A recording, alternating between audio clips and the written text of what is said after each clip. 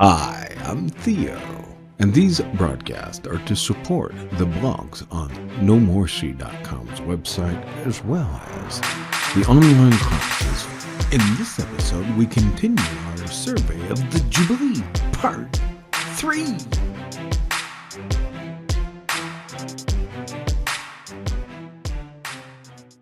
Welcome back to the No More Sea broadcast, and we're continuing our survey with Douglas Knight, starting us off on the Jubilee Part 3. I really like this quote from Douglas Knight. Okay, so he describes the way that Yahweh creates in Genesis as, the cosmology behind it.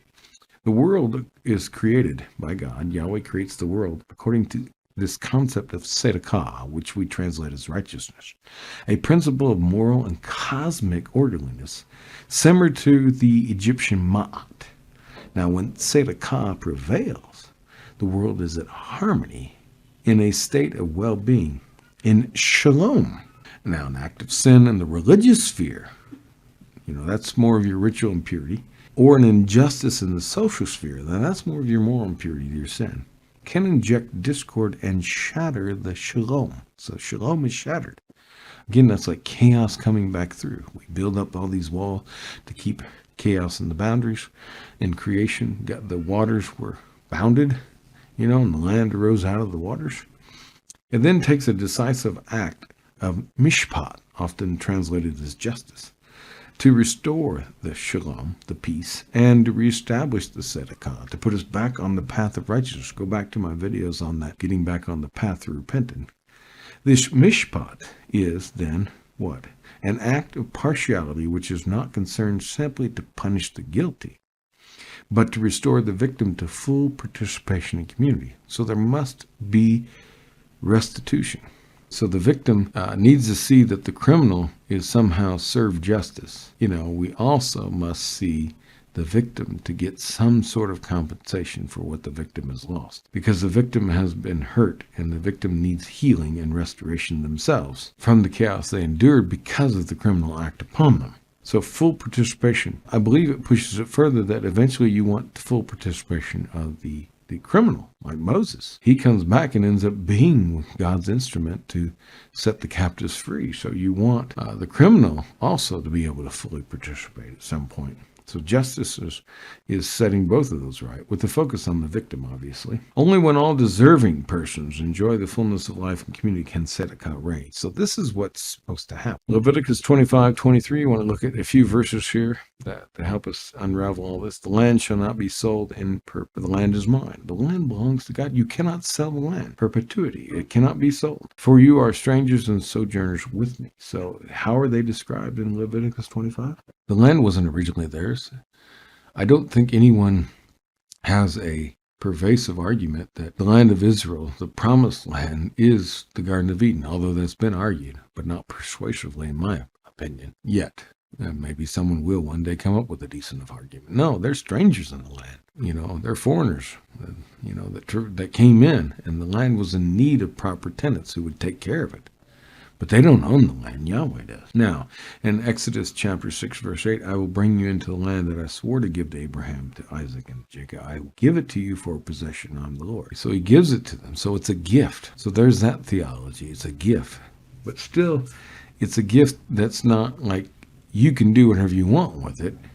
Okay, that's not what we're talking about. It's more of the tenant relationship. I'm going to let you have this land. Okay, and I'm going to see how you do. And again, Joshua chapter 5, if you become just as bad as the previous tenants, I'll drive you out just like they did. Now, therefore you shall do my statutes and keep my rules and perform them, and then you will dwell in the land securely. Again, back to Leviticus 25. The Jubilee, a part of that is that you must do right. And there's this connection we're going to get into. So between the land and the Lord and the Lord's people. Okay, we're going to get into that now. Now, Leviticus 18, verses 24 to 28 says, do not make for yourselves unclean by any of these things, for by all these the nations I am driving out before you have become unclean. They have become unclean. They're like the dirty water filter that no longer functions, therefore it must be replaced. and the land became unclean because of them. So if the dirty water filter is dirty and not working, then the water is going to be dirty because the filter is not doing its job. So I punished its iniquity, and the land vomited it. This is what's quite interesting. The land vomited out its inhabitants. There's this idea that the land can vomit, this personification of the land. Remember, we're talking about earth and earthlings. And there's a unique relationship because Adam came from the Adamah in Genesis 2:7.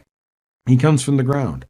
And so he's directly connected to God takes the ground, the dust of the earth. God takes earth and he breathes his life into it and it becomes earthling. Okay? So, the land vomited out its inhabitants. But you shall keep my statutes and my rules and do none of these abominations.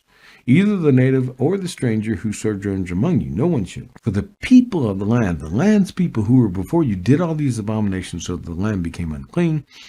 At least the land vomit you out when you make it unclean as it vomited out the nation that was before you. So there's this direct link between the land and the Lord.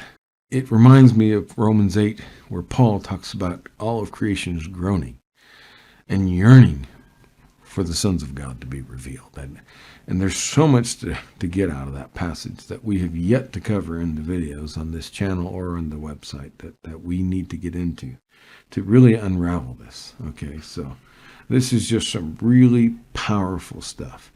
Anyway, so Yahweh redeemed Israel from Egypt. He's their kinsman redeemer. He owns them. Israel thus is Yahweh's property. He pretty much bought them.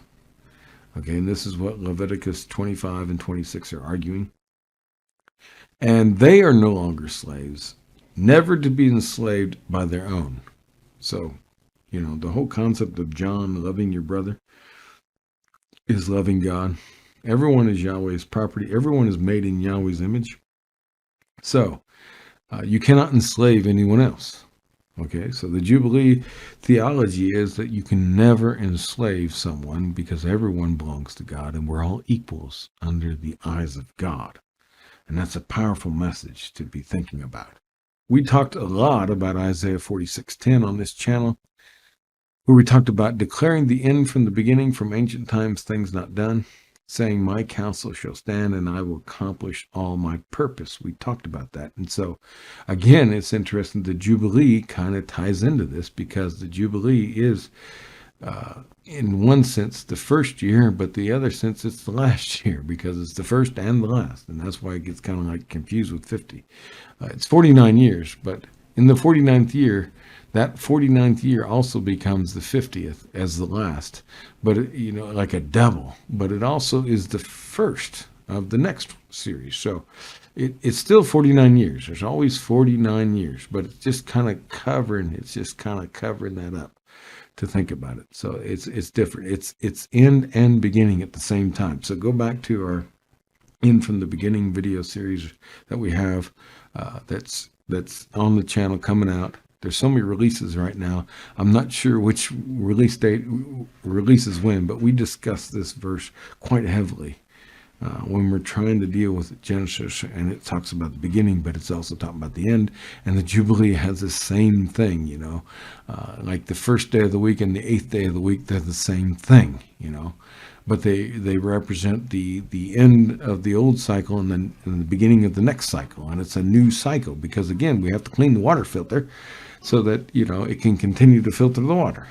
And so the Day of Atonement every year cleanses the sanctuary, the temple, the tabernacle. But, every 49 years you have to have this cosmological, cleansing that is really practical.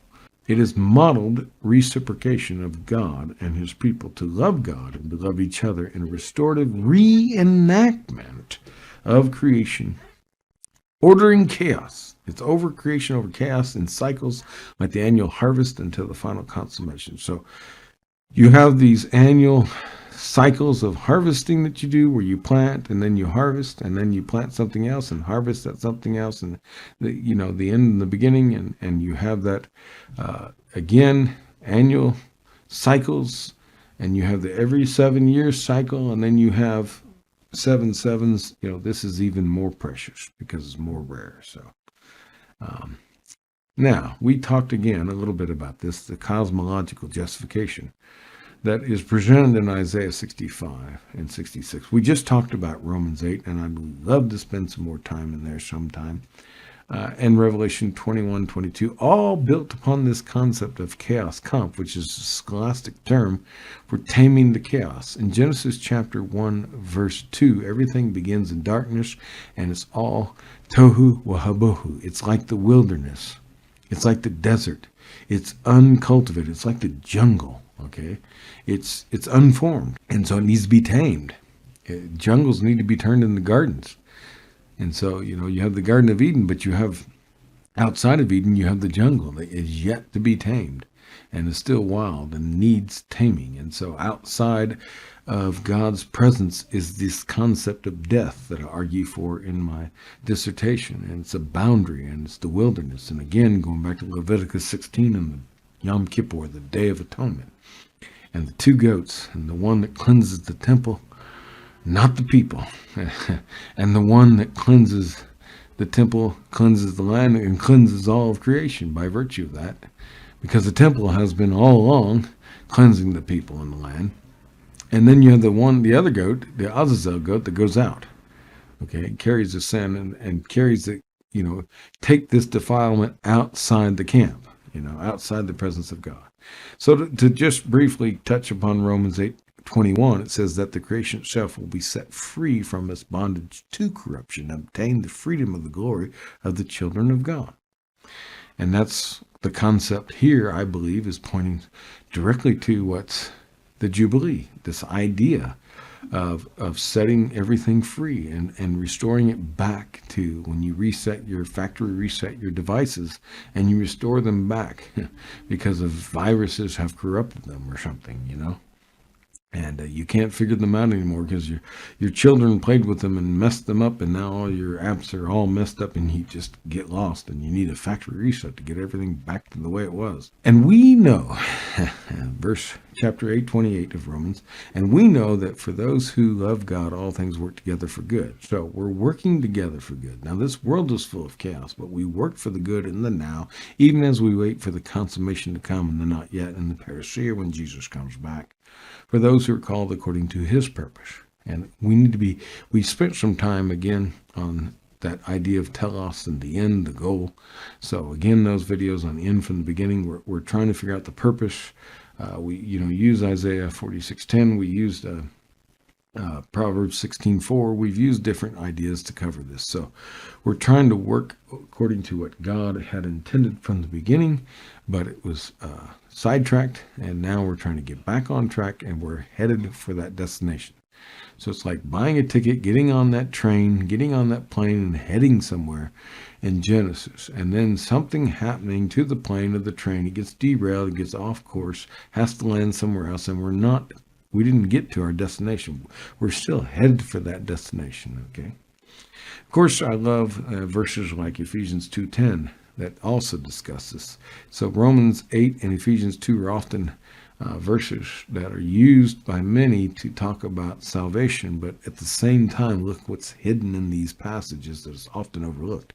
For we are his workmanship, okay, created in Christ Jesus for what? For good works, which God prepared beforehand from the foundation of the world, that we should walk in them. So God had prepared a purpose for us to do, and we got off track, and we need to get back on track. Okay, so all these wonderful verses that are quoted out of Romans 8 and Ephesians 2 about the gospel and about salvation and everything, but they skip these parts. It's amazing. So don't miss what Paul is saying. And I believe that all of this is talking about the theology of the Jubilee, that in times of chaos, this is what you do. But then in the Jubilee, everything is reset and made equal again.